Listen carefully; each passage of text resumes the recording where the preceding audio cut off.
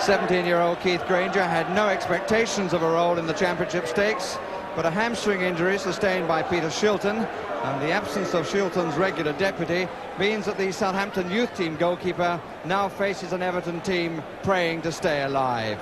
And it's a team which, with the return from injury of Peter Reid, includes the midfield quartet on which their two-year reign at the top has been based. In all, Southampton have 6 regular first-team players missing. They dropped Steve Moran this morning. Their left-back, Alan Tankard, is a year younger than Granger. He's playing his 4th first-team appearance. Peter Willis of County Durham, all ready for his last match in charge. And Everton kick off, attacking the goal to our right. And their manager, Howard Kendall, has told the team in the dressing room that they've got to put all reactions from the crowd out of their minds, just concentrate on winning and worry about what's happened at Stamford Bridge after the match here at Goodison Park has been completed. First priority is to win that. And the first test for Bobby Mims, which he's equal to.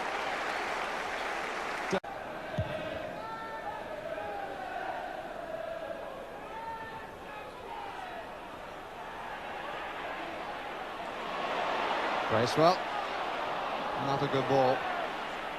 Put out by Forrest. Corner. Soldiers on. Kevin Sheedy. Here's Wallace again. He meant to play that straight onto Lawrence. It was as well for Everton that he didn't do so. Reid. There was nobody wide for him. Lineker behind Tankard. Covered by Armstrong.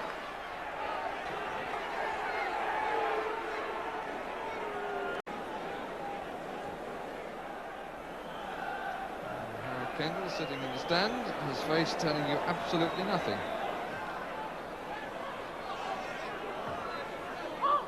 Reid.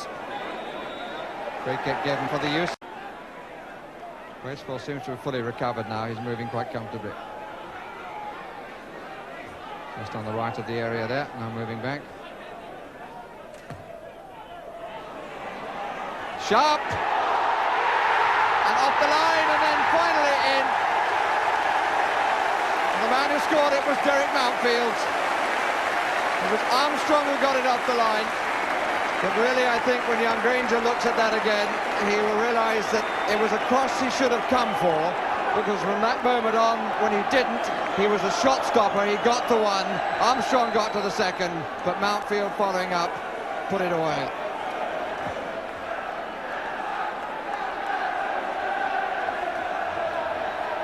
Here's Lawrence.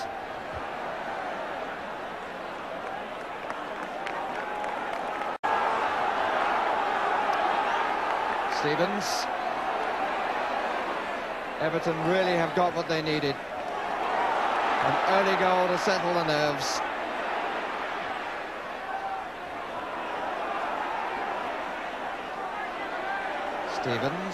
Stephen rather. Bracewell. Free kick. Quintet in place. Sharp. We've got the first header last time. Great clearance off the line by Mark Whitlock, which denies Vanden Hauwe. 2 on the near post for Trevor Stephen. One of them is Vanden Hauwe. Sharp has now come away a bit. Whitlock's header.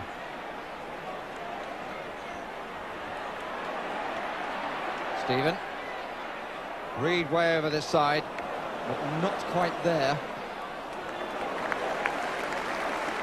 Well, Vanden Hauwe certainly got hold of the shot, and the clearance by Mark Whitlock was both acrobatic and dramatic.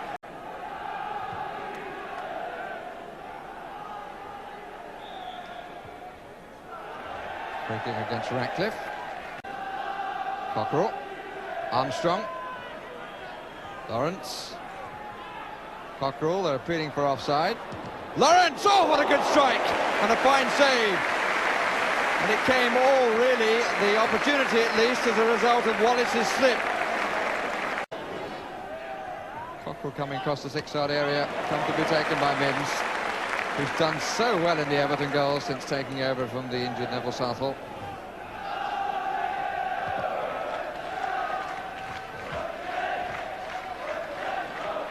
Sheedy. Lineker.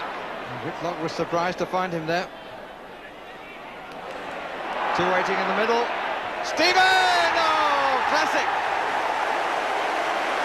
And if you were watching on Match of the Day, the last time we came to Goodison Park, Stephen had a flying header like that, which came back off the foot of the post.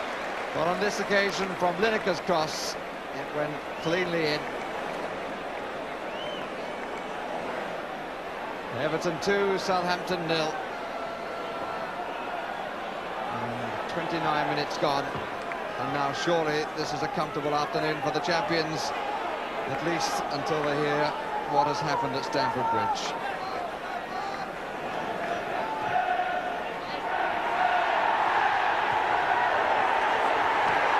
The atmosphere has completely changed, as you can now hear. Bracewell.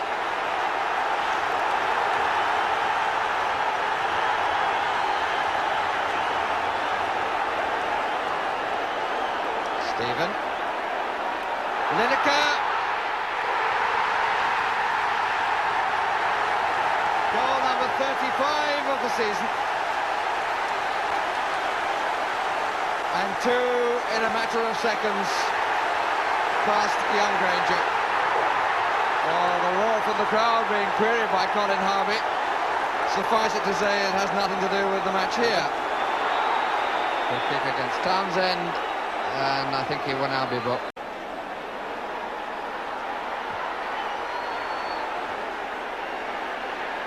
Gittins was nowhere near the ball.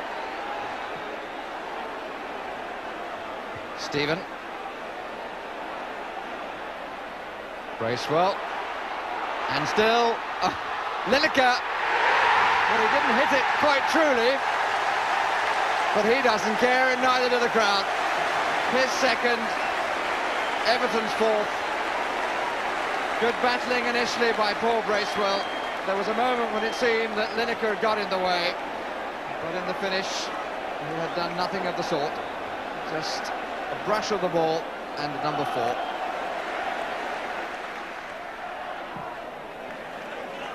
Reid and Townsend. And Reid ends in possession. And never mind about what's happening elsewhere, it's comfortable for Everton here. Mountfield having given the champions the lead in the 9th minute, and then 3 goals in the space of 6 minutes. Trevor Stephen, Everton's second, and then 2 for Gary Lineker, who one is very happy to say looks in his sharpest England form. So Everton can go away to see what news awaits in the dressing room, fitting that this match is comfortably theirs. Adrian Heath on at the start of the second half in place of the injured Paul Bracewell. And Peter Willis, the referee, signals the start of a half for the last time in his career. Feels that he's had a good innings, will always be remembered as the first referee to send a player off in a cup final. Notoriety perhaps partly gained by the inability of one or two who refereed before him to act in the same way. Sheedy to take. Sharp in the middle. Mountfield up. Lineker the first to see where it was and gets the corner. Lineker, who scored 2 and had a hand in the other 2 in the first half.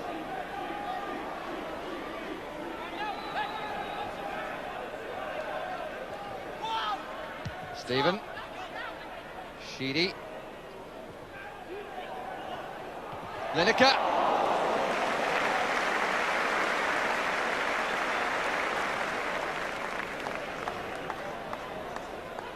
Now down on the bench, as you see. Heath stole it. Lineker in the inside right position. This is Sheedy. Oh, that's a great turn. Sharp! Lovely goal! Well, what a marvellous piece of play by Kevin Sheedy. He had the whole of the Southampton defence, and David Armstrong in particular, looking for the pass wide, and he turned, sweet as you like, and floated the ball in the air to be met by the head of Graham Sharp, who made it 5. It's a sort of skill by Kevin Sheedy which Everton have not had enough use of this season because of injuries to the player. And John Gittins is departing. And David Puckett down with the manager, Chris Nicholl.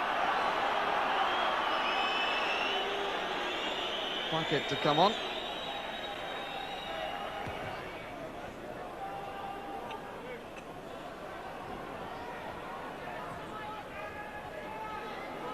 Well up by Whitlock.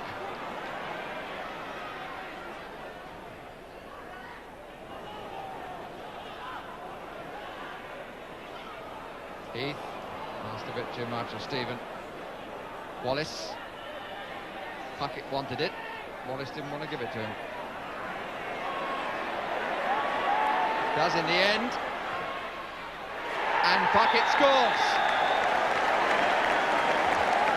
Oh, Wallace made the right decision. The ball was bouncing a little bit around the insteps of Danny Wallace, but he played the right ball in the end, and Puckett made very good use of it to break Bobby Mims' shutout.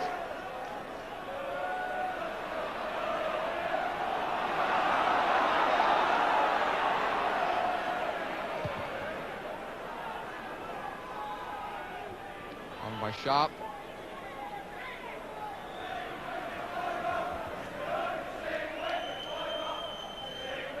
That's a variation of chant you only sing when you're 5 up. In fact, the only singing was coming from the supporters of the team, which is 5-1 down. Here's Sharp. Sheedy. Vanden Hauwe. Heath. Well played by Vanden Hauwe. And by Heath. Yes, that's 6. And that's Lineker's hat-trick.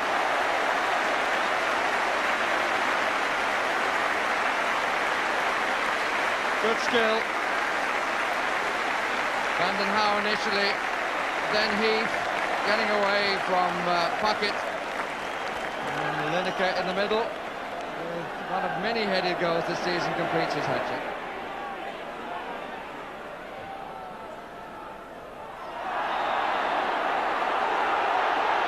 Free kick given. Mountfield face down, Lawrence face up. But it's the face up who's won it. Oh, we're going to see an old-fashioned case blockbuster. I think we might. Oh dear, that was an awful challenge. Terrible challenge by Jimmy Case. So now there's a fight going on between Reid and Danny Wallace. And first of all, I think Mr. Willis is going to take the name of Wallace and also the name of Peter Reid, who were involved in the sideshow of fisticuffs. But what about Jimmy Case? Just a bookie. Offside against Sharp.